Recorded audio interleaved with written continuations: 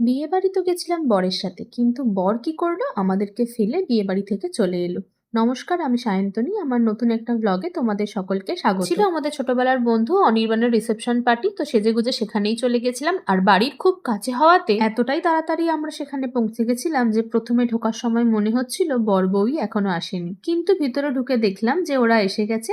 তারপর ওদের সঙ্গে একটু দেখা সাক্ষাৎ করে গিফট দিয়ে আমরা চলে এসেছিলাম মকটেল কাউন্টারে। সেখান থেকে নিয়ে নিয়েছিলাম। তারপরেই আমরা ঝাঁপিয়ে পড়লাম স্টার্টারের দিকে। বর তো এদিকে গল্প করে করে স্টার্টার খেয়েই যাচ্ছে আর আমি ছেলেকে কোলে নিয়ে দাঁড়িয়ে আছি। তারপর ছেলের হাতে ধরিয়ে দিলাম ফুচকা। আর সেই ফাঁকে আমিও খেয়ে নিলাম কিছু স্টার্টার। আর তারপরে তো এখানে বর ওকে দেখো কেমন আইসক্রিম খাওয়াচ্ছে।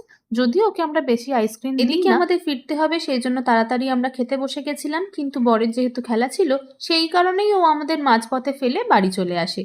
খেতে তো বসেছিল কিন্তু খাওয়াটা কমপ্লিট করেনি। আর আমাদেরকে না নিয়েই বাড়ি চলে আসে। রেডি হয়ে তাকে আবার বেরোতে হতো খেলতে। সব বন্ধুদের সাথে খাওয়া সেরে এখানে একটু আড্ডা মারছিলাম। আর এদিকে দেখো আইসক্রিম নিয়ে আমাদের মজা চলছিল।